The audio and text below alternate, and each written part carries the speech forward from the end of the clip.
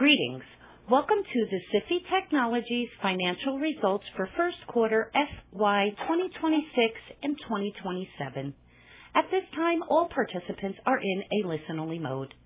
A question and answer session will follow the formal presentation. If anyone should require operator assistance during the conference, please press star 0 on your telephone keypad. Please note this conference is being recorded. I will now like to turn the conference over to your host, Praveen Krishna. You may begin. Thank you, Holly. I would like to extend a warm welcome to all our participants on behalf of Sify Technologies Limited. I'm joined on the call today by my chairman, Mr. Raju Veksana, and my executive director and group CFO, Mr. MP Vijay Kumar. Following our comments on the results, there will be an opportunity for questions. If you do not have a copy of our press release, please call Luri Group at 1-646-824-2856 and we'll have one sent to you. Alternatively, you may obtain a copy of the release at the investor information section on the company's corporate website at www.sifytechnologies.com/investors. A replay of today's call may be accessed by dialing in on the numbers provided in the press release or by accessing the webcast in the investor information section of the Sify corporate website. Some of the financial measures referred to during this call and in the earnings release may include non-GAAP measures. Sify's results for the year are according to the IFRS and will differ somewhat from the GAAP announcements made in previous years. The presentation of the most directly comparable financial measures calculated and presented in accordance with GAAP and a reconciliation of such non-GAAP measures and of the differences between such non-GAAP measures and the most comparable financial measures is presented in accordance with GAAP will be made available on Sify's website. Before we continue, I would like to point out that certain statements contained in the earnings release and on this conference call are forward-looking statements rather than historical facts and are subject to risks and uncertainties that could cause actual results to differ materially from those described.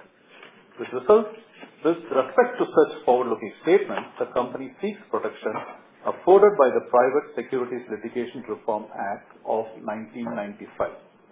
These risks include a variety of factors including competitive developments and risk factors listed from time to time in the company's SEC reports and public releases.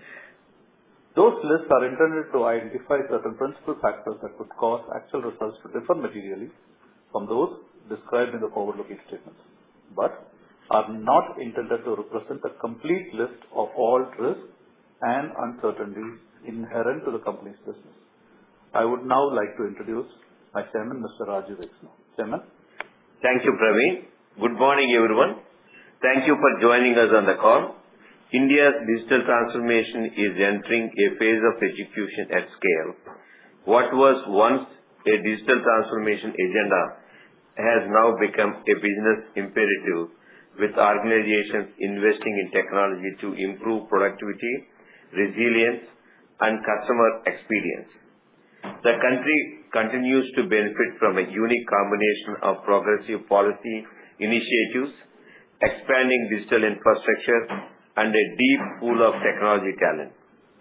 As AI adoption gathers pace, the need for secure, scalable, and interconnected digital infrastructure will become even more critical.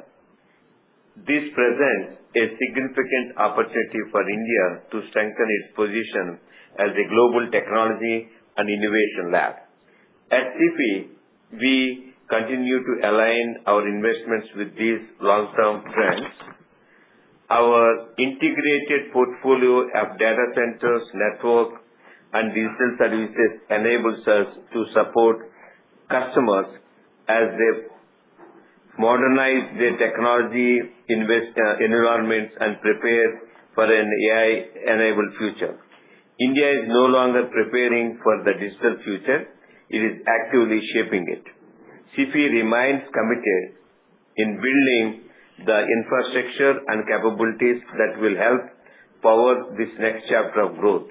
Let me now bring our Executive Director and Group CFO, Mr. MP Vijay Kumar, to explain both the business and financial highlights of this quarter.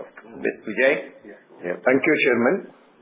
During the quarter, we continue to strengthen the operational foundation of our businesses through disciplined execution, improved resource utilization, and targeted investments across each of our portfolios.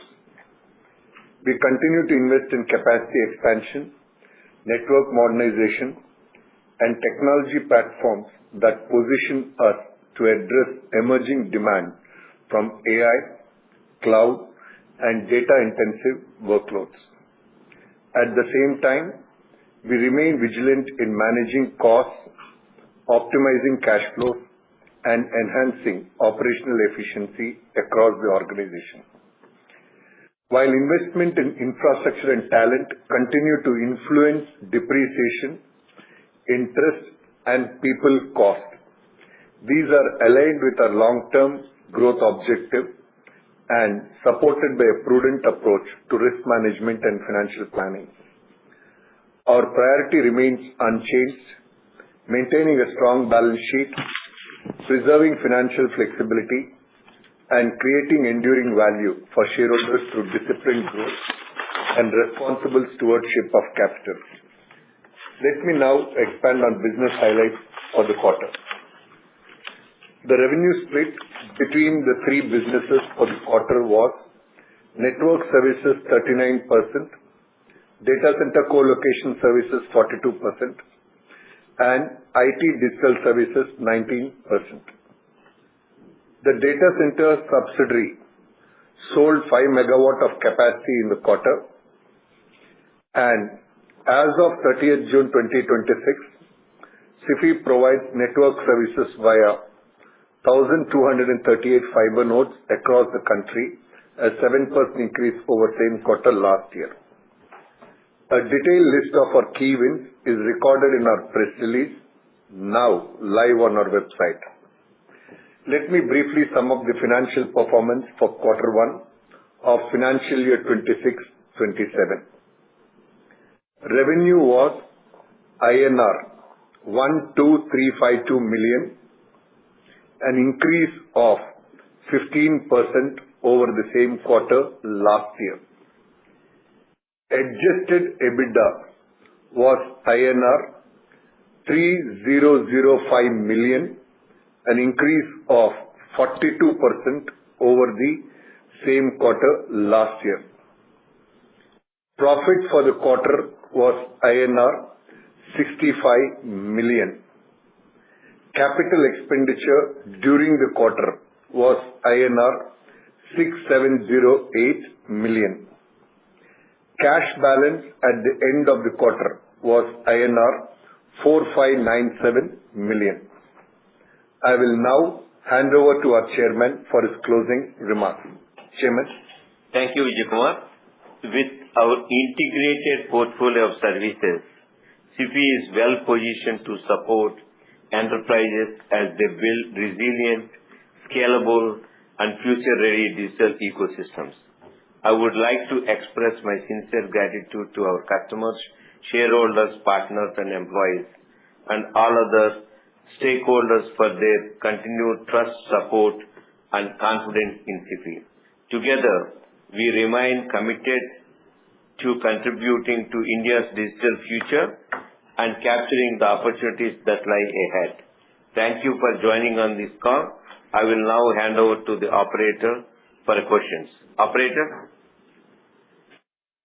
Certainly. At this time, we will be conducting a question and answer session. If you would like to ask a question, please press star 1 on your telephone keypad. A confirmation tone will indicate your line is in the question queue. You may press star 2 if you would like to remove your question from the queue. For participants using speaker equipment, it may be necessary to pick up your handset before pressing the star keys. One moment please while we poll for questions.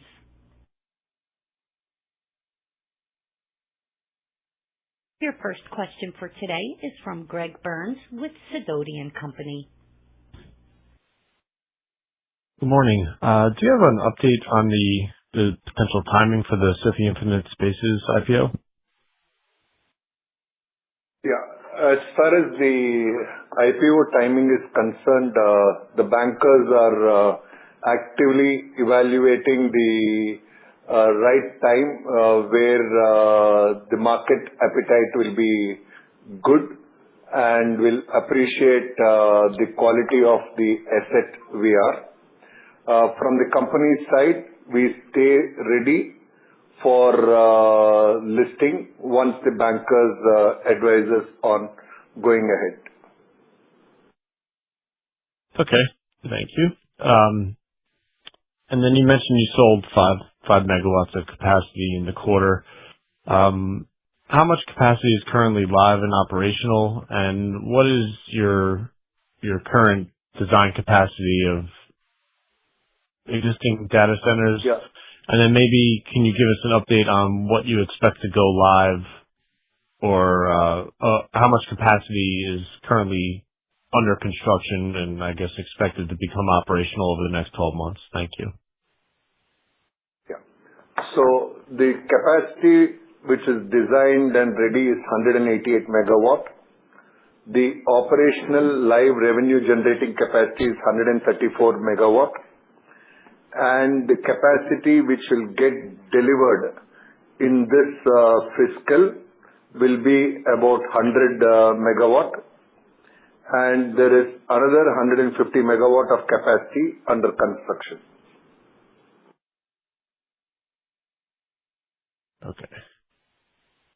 Okay, so do you expect the CapEx to remain at the level you had this first quarter for the remainder of the year, or is it going to maybe ramp up from here? The CapEx is likely to be higher for the remaining part of this year as we get ready to deliver capacity for the customers. Okay. And can you just maybe give us your thoughts on what are the primary differentiators for Sify? Like, why is Sify winning in the market? Maybe what are the reasons that you think that Sify differentiates itself and how you're driving success?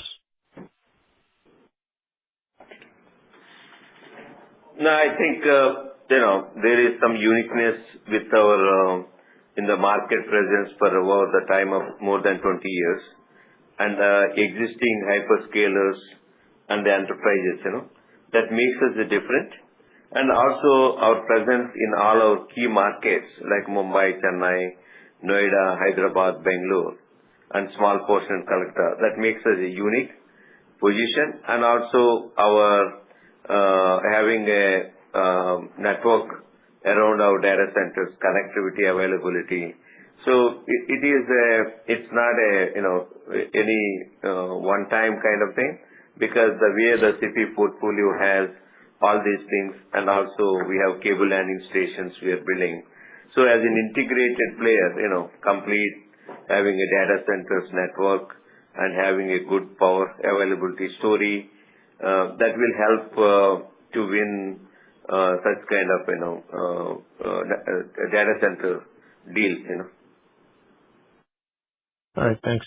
And then I know you're in all the major hubs, but what is the opportunity for edge capacity, building out data centers in smaller markets? Like, is there an opportunity there for you, and is that currently on your roadmap? Yeah, we have already opportunity there. We already completed 2 such data centers, Lucknow and Chandigarh, and we are also constructing 2 more. So we are having a plan about building across India in tier 2, tier 3 cities about 10 to 12 edge data centers over the next few years. So these opportunities exist, because India not only depending upon these 6 major metro cities, but these secondary cities also very important. So our presence, we are building strategically, 2-3 edge data center per year. That's what we are looking at. Okay. All right. Thank you very much. Thank you. Your next question for today is from Pratik Singh with IIFL Capital.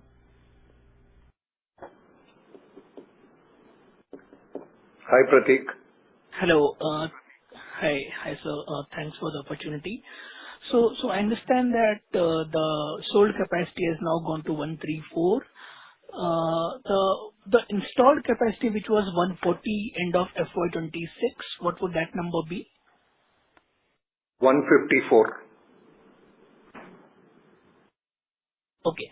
And the design capacity has been at 188 megawatts for 4-5 quarters now. So just want to understand, how does it work? So we first focus on completing the installed capacity and then build new capacity, or both of these cannot be done parallelly? Yeah, I was answering the previous speaker. There is another 100 megawatt of capacity, which coincidentally will be both design plus installed capacity, which will be delivered this year, and another 150 megawatt of capacity, which is under construction. Okay. So can we assume that from a sold capacity of 134 right now, revenue generating capacity next year would be somewhere in the range of 220, 230 for the entire year? Yeah, it should be north of that. Understood. And my second question is, by when will this 81 megawatts that we signed last quarter, by when will this start to generate revenue? It will start generating from end of quarter 2, but it will reflect significantly in Q3 and Q4. Understood. And about margins, so our revenue has risen on a quarter-on-quarter basis, but gross profit has come down. Seems to be driven by the data center business, where revenue has risen 10% on a QOQ basis, but EBITDA is largely flat at around 2292 million rupees. So margins there have fallen from 45% EBITDA margin to 43%. So is this the new normal, any one-offs that we saw this quarter in data center business, or how should we look at it? It is essentially a one-off, which is there in the context of some power tariff revision, which has taken place for one of the facilities. Okay, and it is something which we cannot pass it on to our customers? We are working with the customer, so in case it happens, it will reflect later. But from a conservative and accounting requirement perspective, we have taken it into cost. Understood. And just one last clarification. In the last results press release, FY26 and equity was around 25 billion rupees. Sorry, yeah, 24,994 million rupees, which is now changed to 18,933. Is it just a rectification, or was there a reclassification or any kind of an equity to debt conversion? No, can you repeat the equity figure? Yeah, the equity figure that you give in the end, equity, borrowings, long-term, short-term, cash balance, net debt. So the equity number in April, when you reported your March end results, the March end number at that point of time was 24,994 in the press release, which is now changed to 18,933. Wanted to check, is it just a rectification or any kind of a reclassification which has happened? Let me check on that. To my knowledge, it is a reclassification on the consolidated side. The CCDs which were there, the compulsory convertible debentures which the parent company was holding in the subsidiary, we took the final accounting position that we will treat it as debt until the listing happens. So that's the difference between the two. Understood. Thanks, and I'll join back with you. Welcome.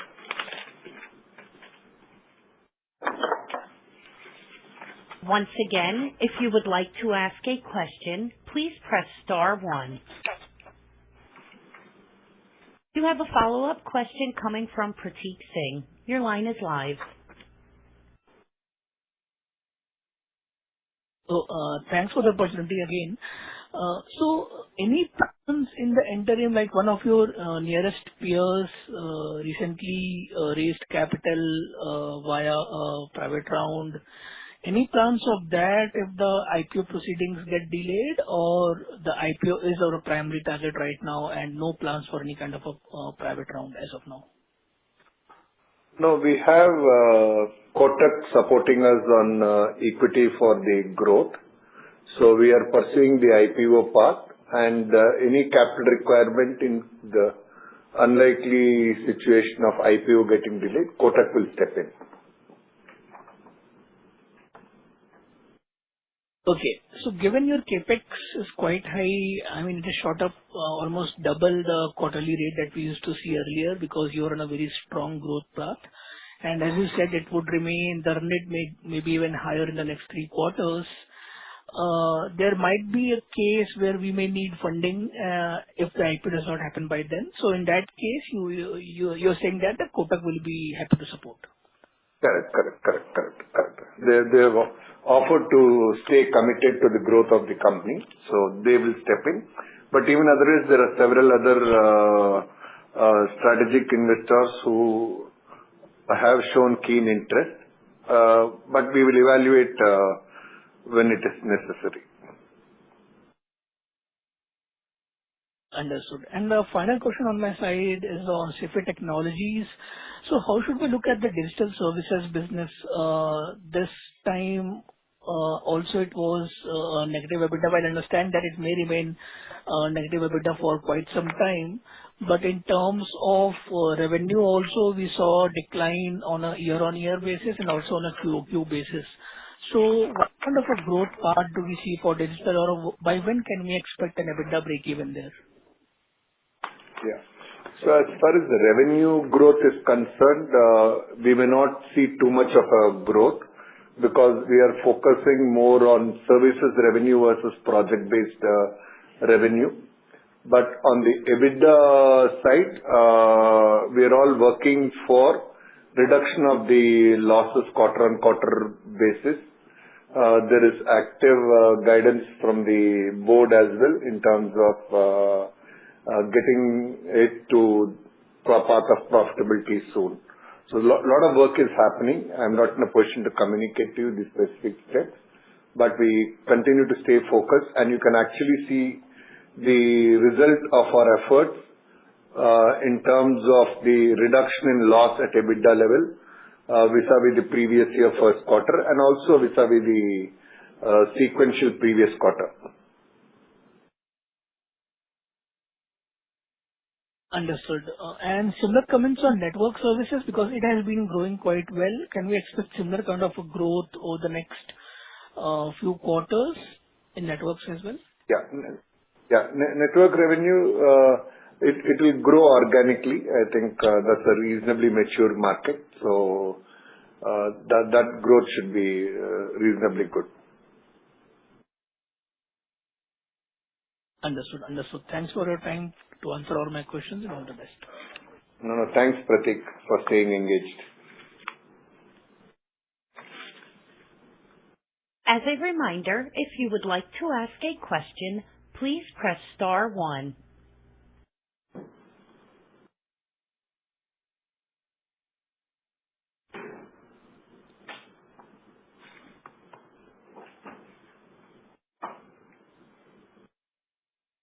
We have reached the end of the question and answer session, and I will now turn the call over to Raju for closing remarks. Thank you for your time on this call. Have a good day. Thank you very much. This concludes today's conference, and you may disconnect your lines at this time. Thank you for your participation.